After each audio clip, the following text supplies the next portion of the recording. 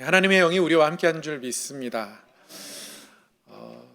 제가 어제 주차장에 차를 대는데요, 주차장이 너무 텅텅 비어 있는 거예요. 사람들이 다 어디 놀러 갔구나. 그러면서 내일 우리 예배 자리가 텅텅 비면 어떻게 하나, 이런 생각이 딱 스치는데, 예배 자리를 지키시고 또 하나님 앞에 나온 우리 성도님들의 삶 가운데에 하나님의 크신 은혜가 풍성히 임할 줄 믿습니다. 우리 좌우에 계신 분께 참 좋은 믿음을 가지셨군요. 한번 감탄하며 인사하겠습니다. 네, 참 좋은 믿음을 가지셨군요. 네. 네, 살아가다 보면 다 누구나 이제 어떤 선택의 기로에서 최선의 선택을 하려고 합니다. 그럼에도 불구하고 후회하는 일들이 생기기 마련이죠.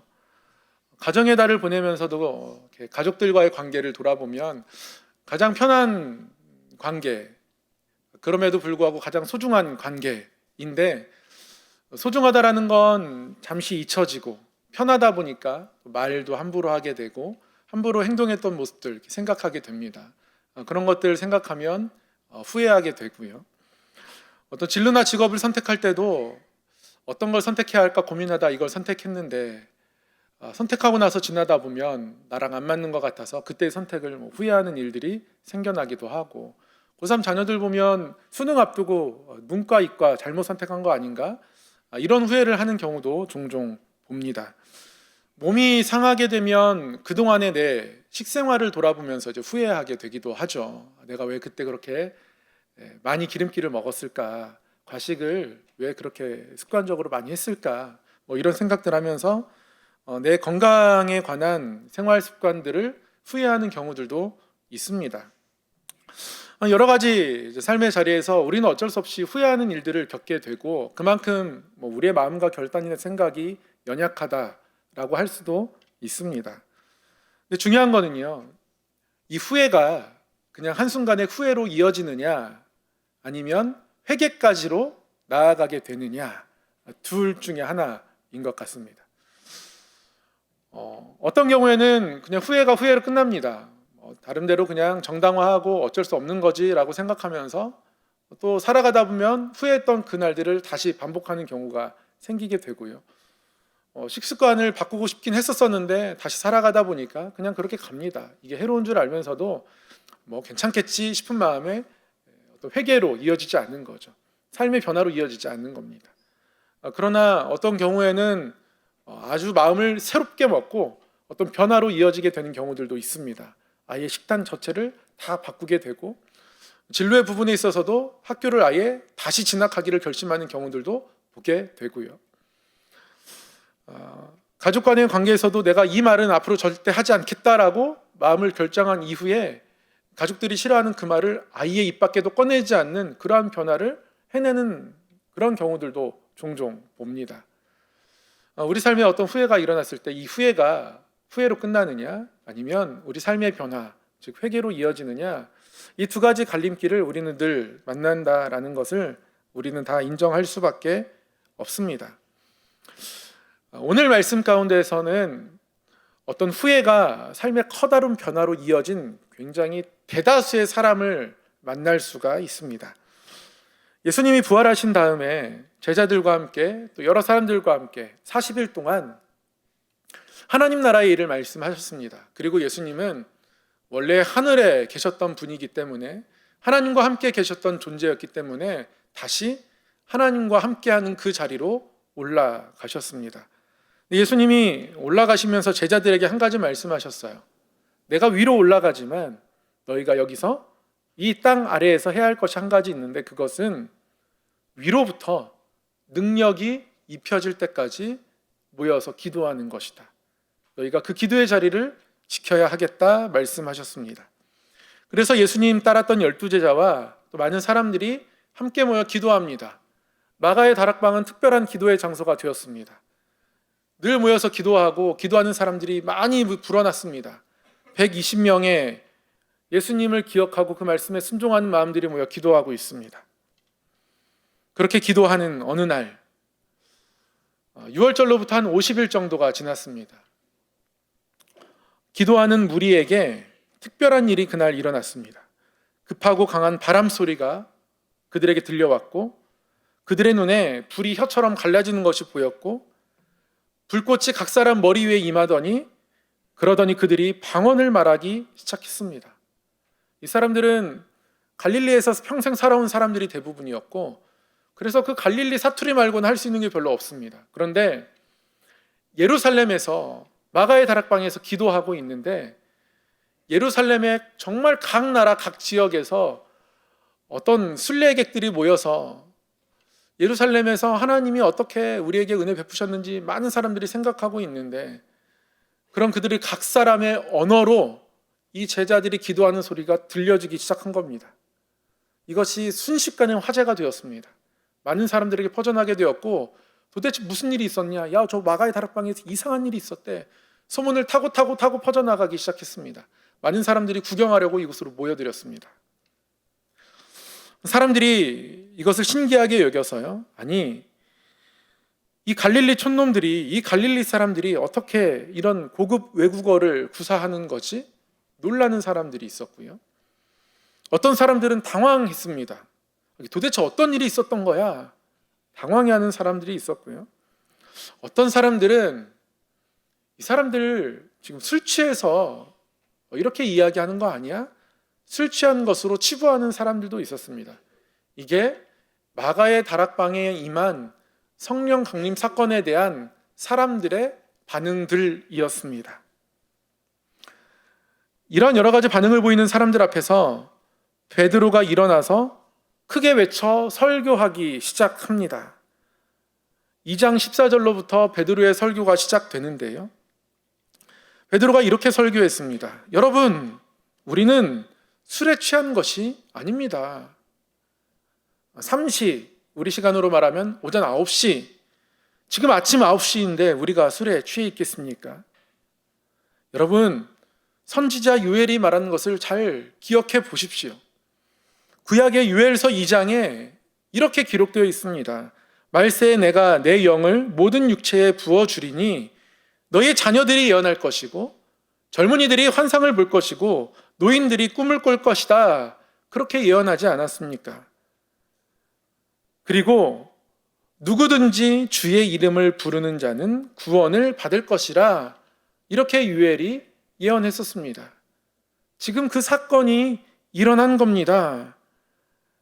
주의 이름을 부르는 자가 구원을 받는다 말씀하셨고 말세에 하나님의 영이 부어질 때에 이런 일들이 일어날 것이라 말씀하셨는데 바로 여러분이 십자가에 못 박힌 예수, 그분이 우리의 주님이시고 하나님이 보내신 그리스도 메시아입니다. 이렇게 베드로가 설교했습니다. 여러분, 이 베드로의 설교가 사람들에게 어떻게 들려졌을까요? 일반적으로 예상할 수 있는 건 이 사람들이 베드로의 설교를 받아들이지 않았을 가능성입니다. 왜냐하면 보통 사람들은 자신의 선택과 행동을 정당화하는 방향으로 행동하거든요. 지금 예루살렘에 모여있는 사람들이 누굽니까? 예수님을 십자가에 못 박으라고 외쳤던 군중들입니다. 그들과 다른 사람들이 아니에요. 예수님이 십자가에 못 박혀 돌아가시는 이 십자가 사건이 많은 사람들이 단순히 구경한 사건이 아니었습니다. 많은 군중들이 함께 가담한 사건이었어요. 구경꾼으로 그 사건을 바라본 사람들이 여기에 있는 것이 아니라 그 사건에 가담한 내 한마디 거기에 얹었던 사람들이 지금 여기 있는 겁니다. 그 사람들이 지금 예루살렘에 있는 거예요. 그런데 사람들이 못 박으라고 외쳤던 그 예수, 그래서 사람들이 죄인이라고 누구나 생각했던 그 예수, 그분이 하나님이 우리에게 보내신 메시아였고 우리의 주님이시다. 그분이 부활하셔서 우리의 주님이 되셨다. 베드로가 이렇게 얘기하니 이 사람들이 받아들일 수 있겠습니까? 사람들의 일반적인 성향은 안 받아들입니다. 보통 사람들은 자신의 어떤 잘못을 얘기하면, 네가 틀렸다 얘기하면, 잘못했다 얘기하면 대부분의 경우 변명이 먼저 나옵니다. 받아들이지 않아요. 날씨가 안 좋아서 못했다. 축구 동호회 골을 그때 넣을 뻔했는데 그때 바람이 불어서 못 넣었다. 패스가 조금 안 좋게 왔다. 자기가 잘못했다는 얘기는 절대 안 합니다. 핑계댈 게 없으면요, 외부 요인들을 찾아서 자신을 거기에 동조시킵니다. 무슨 말씀이냐면요, 보통 사람들도 그때 그렇게 하잖아. 사람들이 다 그렇게 하니까 나도 그렇게 한 거야. 왜 주일날 사람들 많이 놀러 가잖아. 한 번쯤 빠져도 괜찮잖아. 다른 사람들도 그렇게 하잖아. 주변 사람들에게 나를 동조시키면서 자신을 정당화합니다. 아니면 누군가 탓을 하죠. 자신이 내비게이션 잘못 보고 길 잘못 들었으면서도 왜 옆에서 안 알려줬냐고, 옆 사람한테 타박하고, 자기가 잘 봤어야지, 내가 먼저 잘못했다고 안 합니다. 옆 사람 먼저 탓을 하는 게 사람들의 일반적인 반응이에요. 그렇게 자신의 잘못들을 잘 인정하지 않습니다. 이것도 저것도 안 되면 가치를 재조정합니다. 내가 그때 선택한 그것이 그때에는 필요한 일이었다. 그 당시에는 잘한 일이었다. 그때는 어쩔 수 없는 선택이었다. 그때는 그게 최선의 선택이었다. 이런 식으로 사람들은 자신의 선택이나 행동이 맞았다, 괜찮았다, 옳았다 라고 행동하며 살아가고 싶어 합니다. 그러니 예수님을 십자가에 못 박으라고 외쳤던 이 군중들도 마찬가지였을 겁니다. 그때는 어쩔 수 없었다. 예수님이 하나님의 아들이신 것을 드러내셨으면 그렇게 외치지 않았을 텐데, 그때는 예수님이 워낙 침묵하지 않으셨느냐, 어쩔 수 없었다, 이렇게 얘기할 수도 있을 겁니다. 많은 사람들이 그렇게 외치지 않았느냐, 그 분위기에 나도 모르게 휩쓸리고 말았다, 그 분위기 때문에 내가 그렇게 십자가에 못 박으라고 외쳤다, 내 선택이 틀리지 않았음을 사람들은 끊임없이 얘기하거나 아니면 핑계대고 싶어 할 겁니다. 그게 사람의 일반적인 마음이에요. 이러한 자기 정당화의 메커니즘이 사람의 마음에서 작동하기 마련입니다. 예수님을 십자가에 못 박으라고 외쳤던 사람들에게도 당연히 같은 메커니즘이 작동했을 겁니다. 그런데 오늘 본문에서 베드로의 설교를 들은, 이 외침을 들은 사람들의 반응이 그렇지가 않습니다. 자기 자신을 정당화하지 않아요. 사람들이 마음에 찔림을 받았다 기록하고 있습니다. 예수님을 십자가에 못 박으라고 외쳤던 사람들, 정말 마음이 돌처럼 단단한 사람들인 줄 알았는데 이 사람들이 마음에 찔림을 받았대요. 그리고 그 베드로에게 묻습니다. 우리가 지금부터 어떻게 해야 합니까? 우리가 어찌해야 합니까? 14절로부터 36절까지 베드로의 긴 설교가 이어지고 난 이후에 오늘 우리가 읽은 본문 37절, 이 회중의 반응, 이게 일반적인 반응이 아닙니다. 이 반응을 우리가 당연하다 받아들일 수 없어요. 아주 독특한 반응입니다. 우리가 어떻게 해야 합니까? 우리가 어떻게 해야 합니까? 베드로의 설교가 이들의 마음을 움직이고 있습니다. 움직여내었습니다. 자신들이 옳지 않았다라는 것들을 받아들이고 있어요. 우리가 틀렸다, 우리가 옳지 않았다, 이렇게 베드로 앞에 인정하고 있는 모습들을 보이고 있다라는 말씀입니다. 사랑하는 성도 여러분, 이 장면 속에서 우리는 두 가지의 변화를 발견할 수 있습니다. 성령께서 임함으로 인하여 두 가지의 변화가 발생했다는 것을 우리가 발견할 수 있다는 말씀이죠. 첫 번째는 베드로의 변화입니다. 베드로는 예수님을 3번이나 부인했었습니다. 자신에게 예수님의 제자냐, 예수님과 함께한 사람들이냐고 묻는 그 사람이 유력한 자가 아니었음에도 불구하고 어떠한 일이 닥칠지 몰라 예수님을 3번이나 부인했던 사람입니다. 어느 한 집안의 한 여종이 자기에게 물었는데도 불구하고 차라리 묵비권을 행사하지 강하게 부인했습니다. 뿐만 아니라 예수님이 십자가에 달려 돌아가시고 난 이후에는 제자들은 그냥 숨어 있었습니다. 자신도 예수님처럼 붙잡혀서 처형당하게 될까봐 마음 두근두근하며 아무것도 나설 수 없었습니다. 그냥 집안에만 머물러 있던 사람들이었습니다. 그게 베드로의 모습입니다. 그런데 오늘 베드로가 어떻게 합니까? 많은 사람들이 모여있는 그곳 가운데서 크게 외쳐 설교합니다. 이 성령이 임한 사건은 이미 구약에서 예언된 사건이다. 여기까지는 대부분의 사람들이 받아들일 수 있습니다. 구약에 예언된 사건이니까 또 유대교를 믿는 사람들이 대부분 모여 있다고 생각하면 받아들여질 겁니다. 그런데 베드로의 설교가 거기서 멈추지 않죠. 예수님을 주로 선포합니다.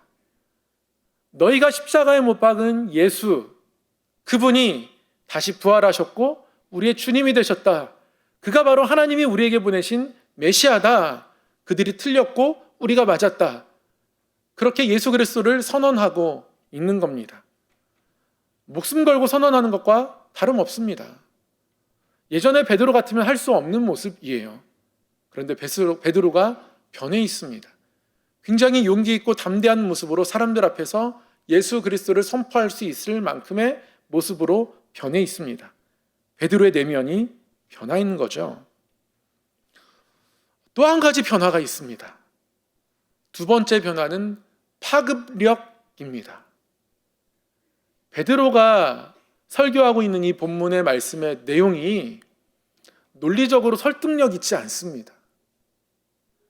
예수님이 그들이 십자가에 못 박으라고 외쳤고 그래서 처형당한 그 예수님이 다시 부활하셨다. 이건 선포이지 설명이 아니에요. 논리적으로 어떤 것들을 설명하지 않습니다. 그 과정에 어떤 일들이 있었는지 설명하지 않습니다. 설명이 없으면 이 사람들 입장에서는, 군중들 입장에서는 받아들이기 어렵단 말이죠. 그럼에도 불구하고 설명이 따로 있지 않습니다. 믿음으로 선포한 선포만 있을 뿐입니다. 그런데 이게 힘이 있어요. 영향력이 있습니다. 사람들의 마음을 찔리게 했습니다. 사람들의 마음이 찔림을 받았어요. 사람들이 찔림을 받아서 우리가 앞으로 어떻게 해야 하는가, 우리가 잘못한 것을 단순히 후회하는 것에서 멈춰 있지 않고 새로운 방향으로 변화하고 싶은데 어떻게 변해야 하는가 질문하는 자리까지 사람들을 이끌어내고 있습니다. 베드로의 말의 힘이 엄청나죠. 이런 것들을 우리는 파급력이라고 부릅니다. 베드로의 말에 파급력이 생겨났습니다. 이 힘들이 어디서 온 겁니까? 베드로 자신에게서 온 겁니까? 아니요. 성령으로부터 온 겁니다. 이것이 바로 위로부터 오는 능력입니다. 예수님께서 제자들에게 위로부터 오는 능력을 입을 때까지 기다리라 말씀하셨고, 그리고 제자들은 그 능력을 기다리며 기도했고, 그리고 기도하는 그들에게 약속대로 성령이 임한 겁니다. 성령은요, 위로부터 오는 능력입니다. 성령님이 우리 가운데 하시는 큰 역할 중에 하나는 위로부터 오는 능력으로 우리에게 채우시는 겁니다. 위로부터 능력이 온다는 건 그 능력이 땅에 있지 않음을 의미합니다. 위로부터 능력이 임한다는 건 그 능력이 내 자신으로부터 말미암는 것이 아니라는 것을 의미합니다. 사랑하는 우리 성함의 성도 여러분, 우리에게 이러한 능력이 임해야 하지 않겠습니까? 예수님이 제자들에게 이 능력을 기다리며 기도하라 하셨습니다. 우리에게 하신 말씀입니다. 이 능력을 기다리며 기도해라, 이렇게 말씀하신 겁니다. 위로부터 오는 능력, 나로 담대케 하는 능력, 그래서 두려움이 사라지게 하는 그 능력, 내가 얼마나 큰 일을 할 수 있을지 내가 내 스스로에게 다시 한번 기대하게 하는 그 능력, 그리고 그 능력, 나에게 부어주신 은혜를 따라 내가 행하고 행동했더니 파급력이 생겨나서 내 주변 상황을, 내 삶의 자리를 변화시켜가는 그 능력이 우리에게 있어야 하지 않겠습니까? 그 능력을 사모하라, 오늘 하나님이 우리에게 말씀하고 계신 겁니다. 어제 선교사 한 분과 식사를 하게 되었습니다. 이 선교사님은 치앙마이에서 사역을 하고 계십니다. 치앙마이 태국 국경 강 하나 건너면 라오스가 있고요. 그래서 태국 국경에서 사역하시면서 가끔씩은 배 타고 건너가서 라오스 카렌족에게 복음을 전하고 쌓이니까 벌써 한 12년에 걸쳐서 사역했는데 8번째에 예배당이 세워지게 되었다, 이런 고백들을 나누었습니다. 우리 교단 총회 파송으로 받은 선교사님이기도 하시고요. 동시에 누가회에 소속되어 있다고 말씀하시더라고요. 의사가 아닌데 누가회에 소속된 선교사는 첫 번째라고 말씀하시더라고요. 아주 자랑스럽게. 치앙마이 사는 주된 사역이 납병 환자 병원에서 납병 환자들 돌보는 일들을 하고 계신 거였습니다. 오래전에 100년 전에 한 미국 장로교 선교사가 와서 맥케인이라는 선교사가 납병 환자들을 위한 병원을 설립하고 그 병원들을 계속 운영해 가고 납병 환자들을 돌보는 일들을 하고 계신 거예요. 할 수 있는 건 없습니다. 그냥 닦아드리고 돌봐드리고 아프면 기도해드리고 더 큰 병원으로 옮겨드리고 이런 일들을 하고 있는데 그런 일들이 너무 귀하게 여겨지고 또 누가회는 의사분들로 조직된 선교단체거든요. 그래서 곳곳에 의료 선교를 다니면서 의료의 손길이 닿지 않는 그곳에서 환자들을 돌보고 돌보는 가운데 하나님의 사랑과 복음을 증거하는 일들을 감당하는 선교회가 누가회입니다. 근데 태국 누가회가 이 선교사님의 사역들을 알게 되고 그래서 함께 사역하기를 요청하고 그래서 누가회의 첫 번째 의사가 아닌 비누가로서 처음으로 합류하게 된 1호가 되었다 이런 얘기를 하면서 사역이 자신은 너무 기쁘고 즐겁다 그런 얘기를 하더라고요. 얼마 전에 홍수가 나서 병원도 잠기고 자신의 집도 잠겼는데 지금 열심히 복구하고 있는데 그렇게 힘든 일을 겪으면서도 그래도 돕는 손길들을 하나님께서 때때로 붙여주시고 하셔서 기쁘다 반갑다 12년 사역하시고 한 달에 짧은 안식월을 보내고 다시 이제 6년의 새 출발을 해야 되는데 자신은 기쁘고 즐겁다. 자신의 자녀들이 그동안 많이 힘들어 했었는데 최근에는 자녀들도 아빠가 어떤 일을 하는지 이해를 해주는 것 같다. 15살, 13살, 6살 새 자녀를 키우는 가정으로서 힘든 그런 이야기들도 이렇게 얘기하면서 목사님 사춘기의 자녀들을 어떻게 키우셨는지 그런 고민도 함께 나누면서 이런 은혜들을 나누었습니다. 헤어지고 나서 돌이켜보니까 내가 아직도 부족하구나라는 것들을 뼈가 저리게 느껴지더라고요. 납병 환자들을 돌보고 그들을 신방하고 한 번 신방 가려면 기본 6시간 가야 되는데 그런 6시간 신방 갔다 오면 기름값도 많이 들고 몸도 지치는데 누가 그런 것들을 채워주지 않음에도 불구하고 그렇게 사역하는 것이 힘들고 그래서 저는 어르신들 신방하고 하는 게 왜 이렇게 좋은지 모르겠다 뭐 이런 얘기하면서 이 모든 사역들이 나에게 기쁨으로 다가온다라고 고백하는 이 선교사님의 이야기를 듣고 제가 말씀을 보니까 이게 위로부터 오는 능력이 아니겠는가 싶은 거죠. 이 능력이 있으면 우리에게 얼마나 큰 은혜가 있을까? 우리가 위로부터 오는 능력이 말라가는데 줄어드는데 혹시 내가 아직도 능력 있는 사람처럼 착각하고 있는 것 아닌가? 그런 반성들을 하게 되었습니다. 유명한 피아니스트들도요. 아침에 일어나면 도레미파솔라시도 그 연습하는 거를 멈추지 않는다 합니다. 능력이 한번 채워지면 그 능력이 그에게 계속 머물러 있는 것이 아니기 때문이라 그래요. 마찬가지입니다. 하나님이 우리에게 은혜를 가득히 부어주시는 때들이 있죠. 그 은혜로 우리가 살아갑니다. 그러면 한번 부어졌으니까 그 은혜가 늘 찰랑찰랑한 것인가? 그렇지 않습니다. 사나는 그 능력을 빼앗아 갑니다. 우리도 모르는 사이에 어느덧 우리의 능력이 말라 있을 수 있습니다. 그래서 우리는 위로부터 오는 능력을 늘 구해야 합니다. 늘 기다려야 합니다. 오늘도 우리의 삶의 자리가 마가의 다락방이 되어야 합니다. 사랑하는 성도 여러분, 위로부터 오는 능력을 사모하고 계십니까? 기다리고 계십니까? 위로부터 오는 능력은 나를 변화시키기도 하지만 아까 말씀드렸던 것처럼 우리의 삶을 변화시키기도 합니다. 위로부터 오는 그 능력은 나로 담대케 하지만 또한 나에게 주시는 능력이 파급력이 되게 합니다. 그래서 내 삶을 변화시켜갑니다. 교회를 변화시켜가고 가정을 변화시켜가고 자녀를 변화시켜갑니다. 중요한 것은 내가 위로부터 오는 능력을 사모하고 있느냐 기다리고 있느냐입니다.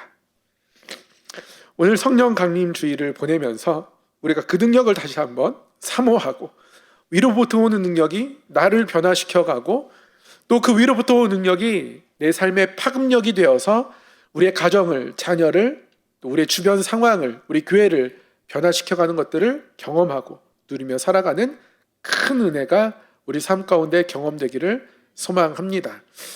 그래서 우리가 어찌할꼬 무엇을 해야 합니까? 라고 3천 명의 신도가 베드로 앞에 나와 질문하는 것처럼 우리 온 교회가 하나님 앞에 그러한 마음들로 하나님 우리가 어떻게 해야 합니까? 질문하고 다시 한번 우리가 하나님 앞에 성령의 선물을 사모하고 하나님께서 기름 부으신 그 위로부터 오는 능력들을 사모하고 그 은혜를 누리고 채우고 살아가는 그러한 인생과 삶이 되기를 소망하고 축복합니다. 기도하겠습니다.